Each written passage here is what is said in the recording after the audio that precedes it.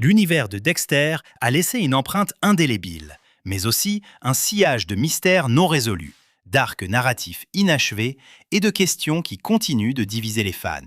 Bienvenue sur l'Écho des Stars, votre plongeon au cœur des énigmes les plus sombres de l'univers de Dexter. Restez avec nous, car une révélation inattendue pourrait bien changer votre perception d'un personnage clé. Commençons par ce qui a mené à la chute de James Doakes. Doakes était déterminé à démasquer Dexter. Avant même de pouvoir prouver que Dexter était un tueur, Doakes sentait qu'il y avait quelque chose de profondément anormal chez lui, quelque chose de potentiellement criminel. Son hostilité envers Dexter était constante, il voulait clairement montrer son aversion et sa méfiance. Lorsque l'enquête sur le tueur au camion frigorifique battait son plein, Doakes était certain que Dexter était bien plus impliqué qu'il ne le laissait paraître. Il a commencé à suivre Dexter après le travail et à fouiller son bureau à la recherche d'indices. Au fil du temps, l'hostilité ouverte de Doakes a forcé Dexter à riposter. Ce duel a commencé par Dexter faisant passer Doakes pour incompétent au travail et s'est terminé par la suspension de Doakes, après qu'il ait harcelé Dexter et l'ait attaqué en plein milieu du bureau. Doakes a été mis en congé administratif sans solde et une enquête interne sur sa conduite a été ouverte. Il semblait que Dexter avait enfin pris le dessus, mais ce fut une erreur monumentale. Doakes était évidemment furieux de sa suspension, et cette colère n'a fait qu'alimenter sa détermination à percer les secrets de Dexter. Cette suspension lui a laissé amplement de temps pour creuser plus profondément dans ce que Dexter cachait. Il s'est introduit chez Dexter et a fouillé l'endroit si minutieusement qu'il a trouvé les lames de sang de Dexter. Le département était alors en pleine enquête sur le boucher de Bay Harbor, et il était déjà connu que le coupable était un membre du département des homicides de Miami Metro. Les lames de sang confirmaient presque à elles seules que Dexter était le boucher. Doakes aurait pu appeler Maria LaGuerta ou Lundy sur le champ. Il aurait pu exposer Dexter comme une sorte de psychopathe sadique, même s'il n'était pas le boucher. Il aurait dû trouver une explication astucieuse pour la façon dont il avait obtenu les lames, car il n'avait pas de mandat de perquisition. Mais il aurait dû le faire à tout moment s'il les avait remises au FBI. Au lieu de les remettre immédiatement, ou même d'informer LaGuerta de sa découverte pour qu'elle puisse l'aider, il a décidé de s'envoler pour Haïti, afin de les faire examiner par un vieil ami militaire. Avant qu'il ne puisse organiser cela, le FBI a trouvé les lames dans sa voiture, les a prises pour ses trophées et a lancé une chasse à l'homme pour l'arrêter pour les crimes du boucher. En ayant les lames de sang en sa possession, sans les remettre à la police, Doakes a rendu le piège tendu par Dexter d'autant plus plausible. Et même après sa mort, Doakes a été salué comme le boucher de Bay Harbor par presque tous ceux qui connaissaient l'affaire. C'est un véritable mystère de savoir pourquoi Doakes a pensé qu'il devait faire examiner les lames de sang avant de les remettre au FBI, alors que le bureau l'aurait certainement fait de son propre chef. Et s'il le fallait absolument, il est incompréhensible qu'il ait dû aller jusqu'en Haïti au lieu de travailler avec la seule personne qui savait qu'il était innocent et ferait tout pour le prouver, Maria LaGuerta.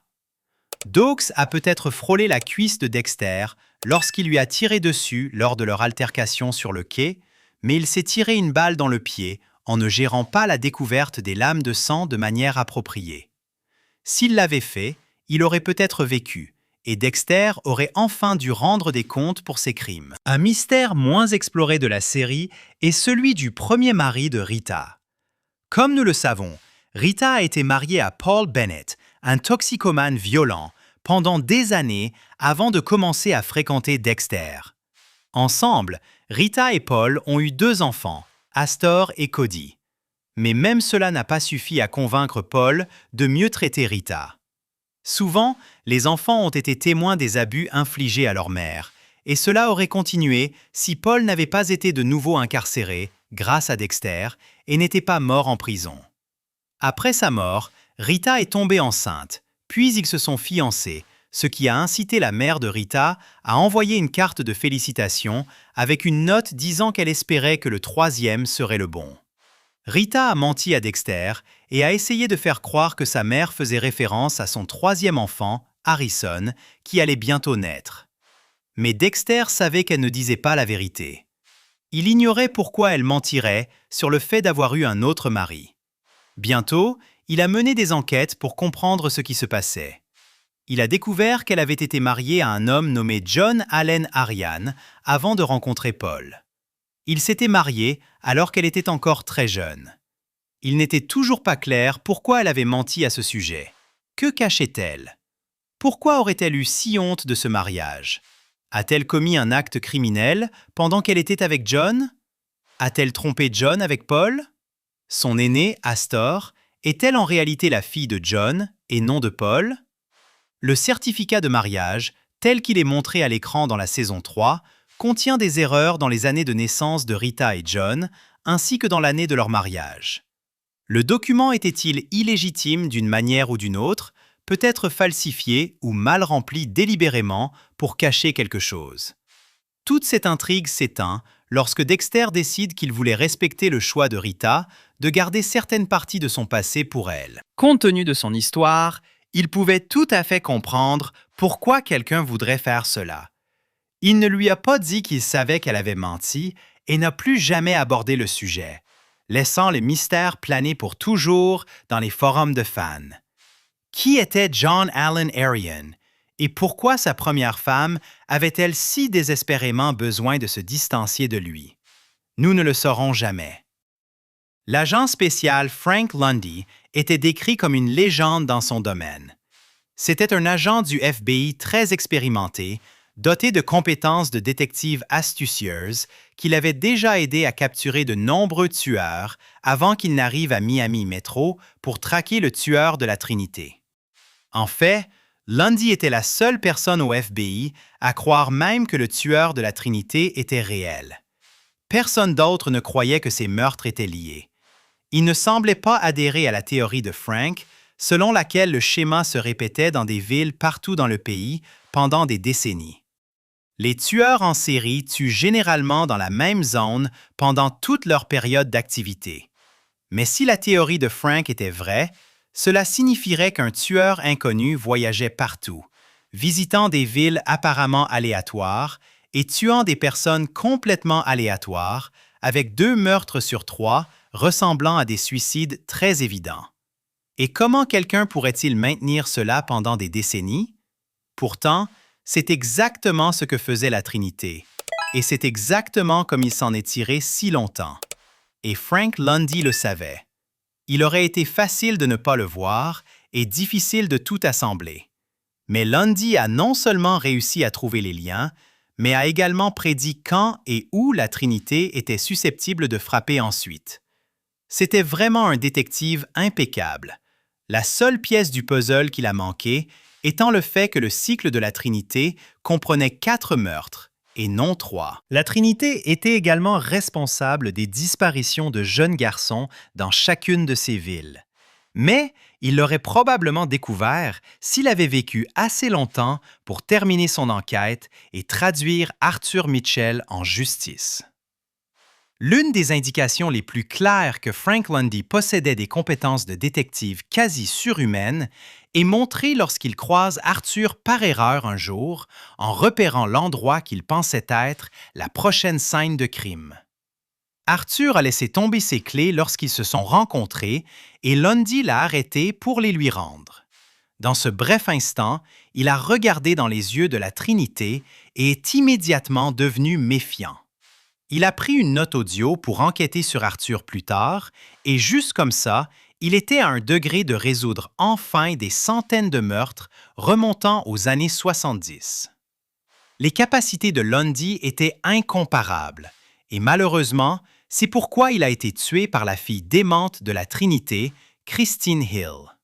Mais souvenez-vous de l'affaire sur laquelle il travaillait la première fois qu'il est venu à Miami. Exactement. Il était là pour aider à traquer le boucher de Bay Harbor. Après que le cimetière sous-marin de Dexter ait été découvert par des plongeurs sous-marins, le FBI a envoyé Lundy en Floride pour gérer l'affaire. Dexter était un tueur incroyablement propre et efficace, donc les preuves physiques étaient rares.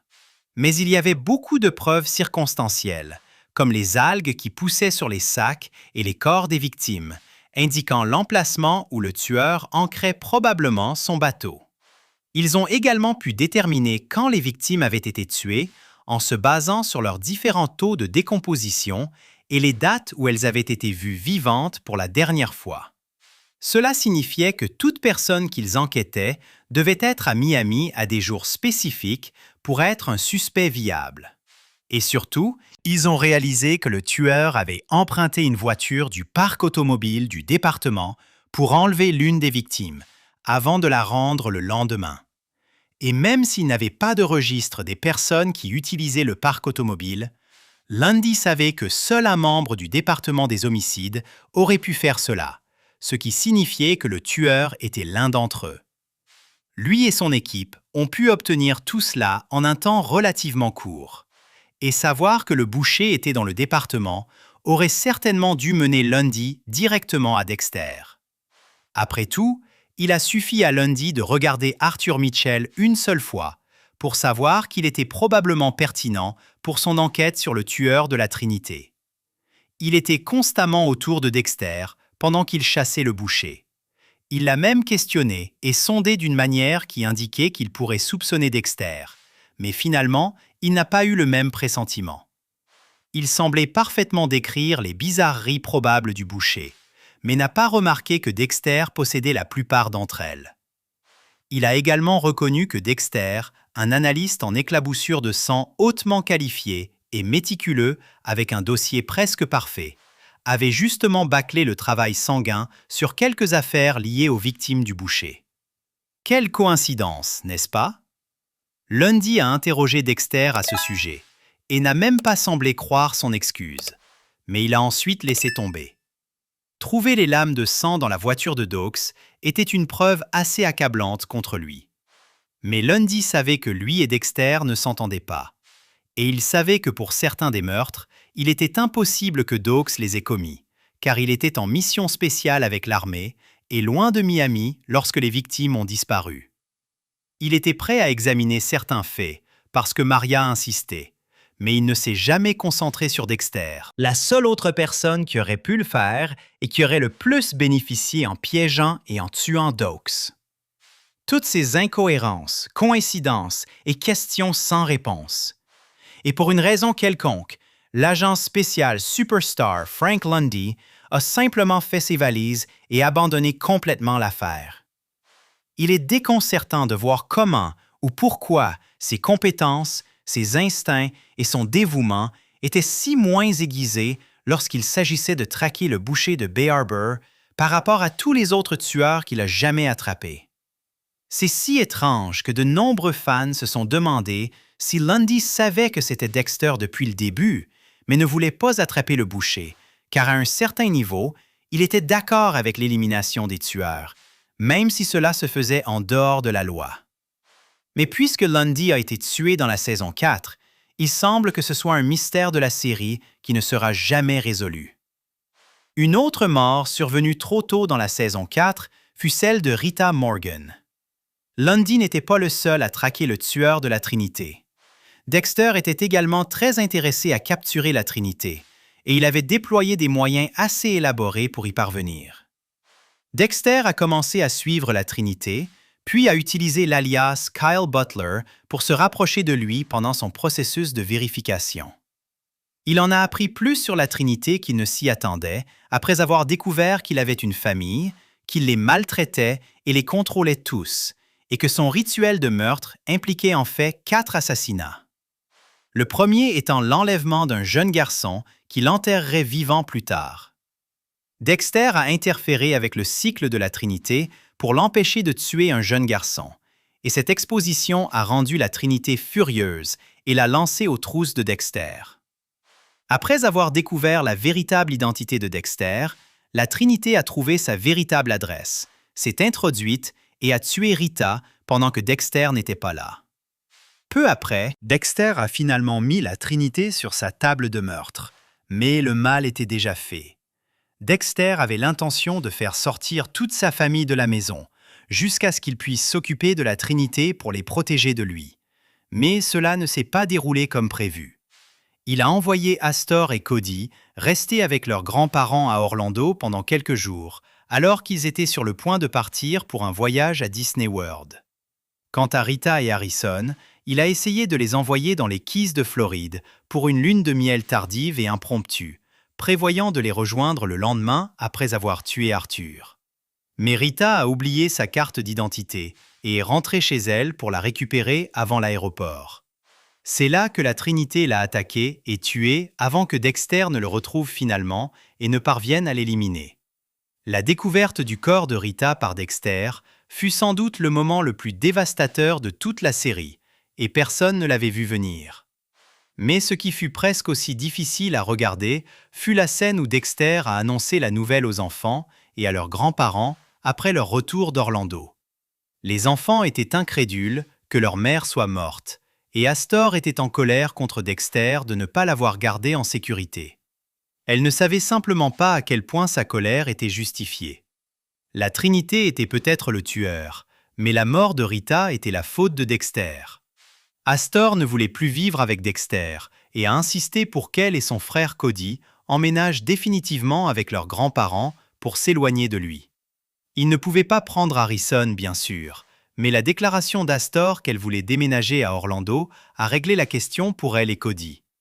Après cet épisode, Astor et Cody ne sont vus que 2 fois de plus pour le reste de la série, y compris la série originale et New Blood. C'est comme s'ils avaient simplement disparu. Astor avait commencé à se rebeller et à boire à un jeune âge, mais cela n'est jamais revisité ni approfondi. A-t-elle continué à décliner? Comment Cody s'est-il adapté à la vie sans sa mère? Comment ont-ils appris la mort de Deb? Comment l'ont-ils géré? Se sont-ils souciés du fait que Dexter ait été déclaré mort après l'ouragan Laura? Se sont-ils demandé où était leur frère Harrison après qu'il ait été prouvé que Dexter était en fait toujours en vie grâce à Batista corrigeant tous les dossiers? Était-il en colère contre lui pour avoir simulé sa mort? Nous savons qu'Harrison s'est retrouvé seul lorsque Hannah est morte en Argentine, et elle était bien plus jeune que les parents de Paul. Ont-ils vécu assez longtemps pour s'occuper d'Astor et Cody jusqu'à ce qu'ils soient assez âgés pour déménager? Leur arc narratif entier est une impasse, et une impasse abrupte. Dexter avait des responsabilités en tant que beau-père, qu'il soit resté à Orlando ou non. Mais pour une raison quelconque, les enfants n'ont plus jamais été mentionnés. Même Deb ou les amis de Dexter ne les mentionnent jamais. À présent, la franchise est si éloignée d'Astor et Cody qu'il est peu probable que l'une de ces questions ne soit jamais résolue. Dans les livres, ils deviennent eux-mêmes des tueurs, mais en ce qui concerne la série, leurs destins sont parmi les plus grands mystères qu'elle ait jamais créés. Les méthodes criminelles de Hannah McKay étaient définies par la subtilité, la patience et une précision mortelle. Contrairement à de nombreux tueurs dans Dexter, elle n'avait aucun intérêt pour le théâtre ou les messages. Ses meurtres étaient commis discrètement et étaient presque impossibles à retracer.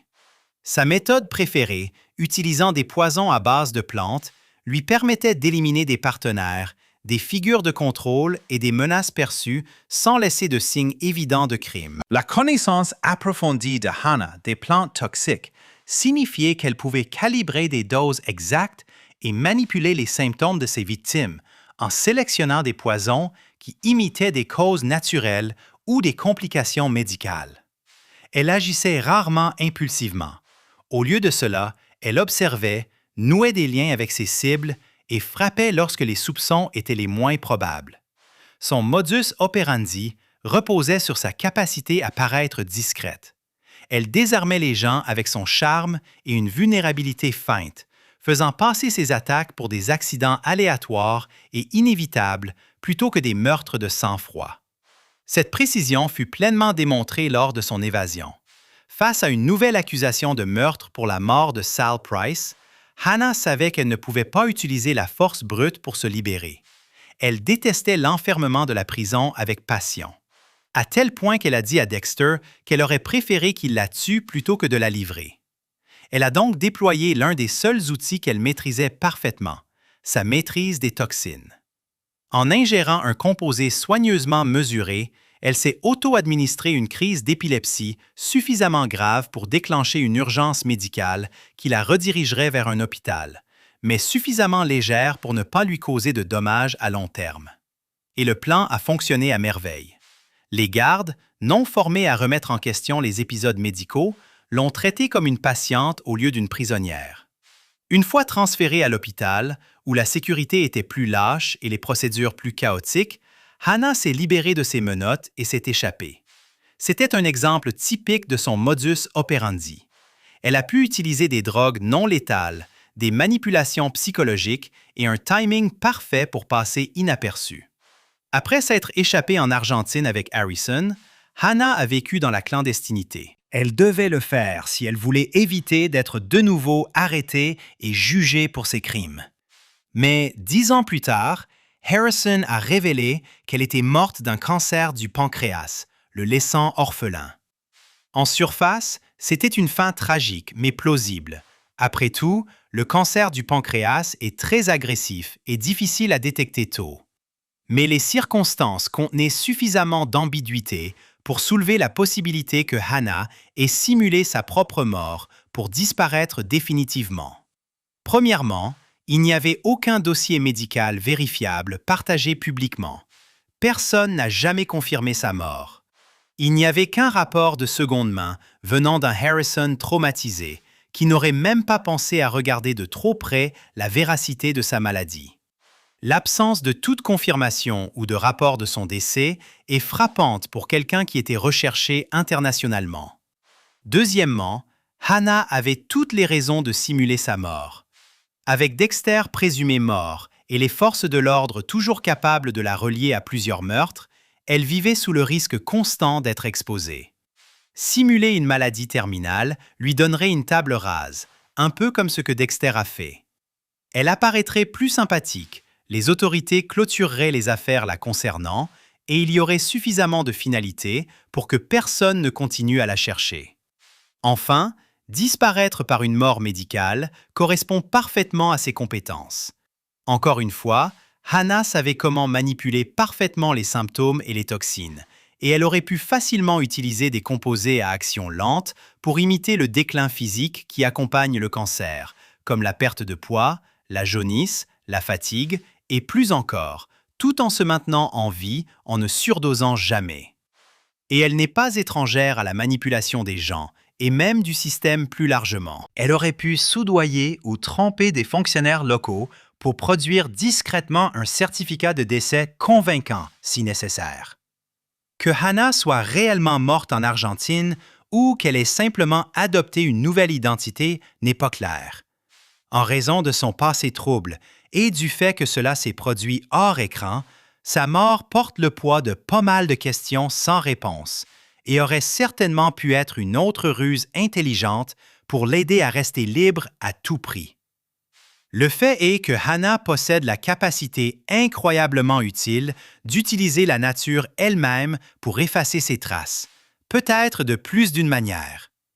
La mort de Harry Morgan a longtemps été présentée comme un suicide tragique, qu'il aurait commis par culpabilité, mais les circonstances réelles sont un peu plus troubles. Plusieurs détails à travers l'univers de Dexter suggèrent que la mort de Harry n'aurait pas été auto-infligée du tout.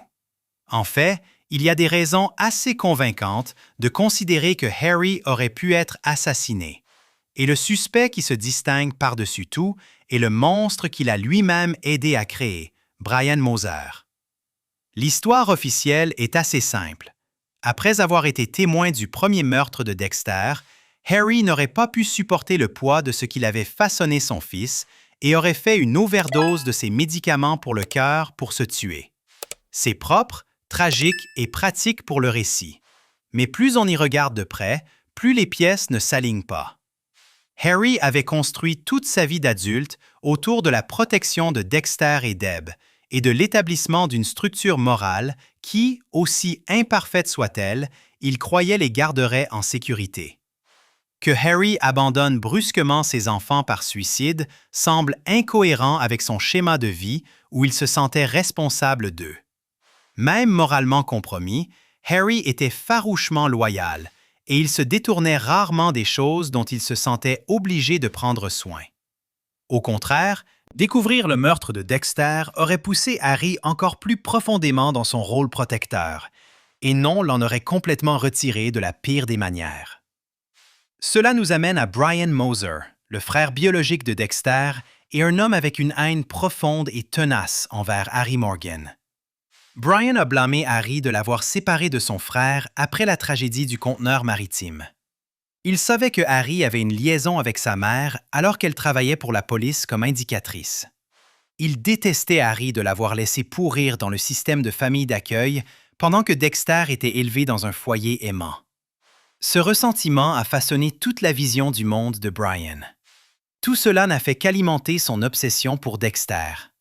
Plus important encore, cela a positionné Harry comme la racine de sa souffrance tout au long de sa vie. Brian a tué des gens pour moins que ça. Il avait tout le motif nécessaire pour tuer Harry.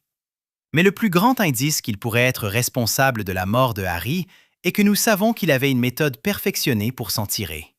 Brian Moser savait exactement comment faire ressembler ses meurtres à des morts naturelles. Il a presque certainement tué Joe Driscoll, l'homme connu pour être le père biologique de Dexter. De plus, Brian a définitivement assassiné la voisine âgée de Joe pour éviter toute fuite après avoir réalisé qu'elle l'avait reconnu comme le réparateur de télévision. Il a probablement fait en sorte que cela aussi semble naturel. Mais ce n'était pas des accidents. Il faisait partie du plan de Brian pour se rapprocher de plus en plus de Dexter jusqu'à ce que son frère se souvienne de lui et accepte de le rejoindre dans une sorte de style de vie criminel fou, sans conséquence. Il utilisait des drogues courantes pour produire les signes extérieurs d'insuffisance cardiaque, ne laissant aucune indication immédiate d'homicide, et a mis en scène la mort de Joe pour qu'elle ressemble à une crise cardiaque. Et à quoi ressemblait la mort de Harry Morgan? Une crise cardiaque provoquée par une overdose de médicaments, ce qui est commodément indiscernable des effets que Brian avait déjà prouvé être capable de recréer lui-même. Brian a également eu l'opportunité, après que Brian ait tué l'assistante sociale qu'il avait placée dans le système de famille d'accueil et s'en soit tiré. Harry pensait avoir réussi à faire reculer Brian de lui et de sa famille pour le bien de Dexter. Mais étant donné que Brian était déraisonnable et détestait le lien de Harry avec Dexter et voulait certainement se venger de l'homme qui avait déchiré sa famille, cela aurait été le moyen idéal de frapper. Si la mort de Harry n'avait pas ressemblé à un accident, et si Dexter avait découvert qu'il en était responsable, Brian savait qu'il ne lui pardonnerait jamais. Mais il avait besoin que Harry soit hors de son chemin s'il voulait réellement manipuler Dexter pour qu'il abandonne son code et le rejoigne du côté obscur. Et l'approche déterminée et chirurgicale de Brian pour obtenir ce qu'il voulait rend tout à fait possible qu'il ait orchestré la mort de Harry pour qu'elle paraisse auto-infligée, sachant avec quelle facilité les autorités accepteraient le récit du suicide. Cela ne confirme pas que Brian a assassiné Harry, mais la combinaison de sa haine, de ses maladies mentales graves et non traitées, et des schémas de mort qu'il a reproduits dans d'autres parties de son plan, rend cela de plus en plus probable. Si l'on ajoute l'incohérence de la personnalité de Harry, qui lui aurait permis d'abandonner ses enfants, tout cela rend le suicide de Harry beaucoup moins certain que ce que la série suggère initialement. Harry n'a peut-être pas mis fin à ses jours. Il a peut-être été réduit au silence par le monstre même qu'il avait oublié d'avoir créé. Mais pour l'instant, tout reste enveloppé de mystère. Peut-être les futures saisons de l'Écho des stars apporteront-elles des réponses à certains de ces mystères. Mais pour l'instant, ils continuent de nous captiver autant qu'ils nous laissent perplexes. L'univers de Dexter regorge d'ombres et de questions sans réponse. Et c'est peut-être ce qui en fait une œuvre si fascinante.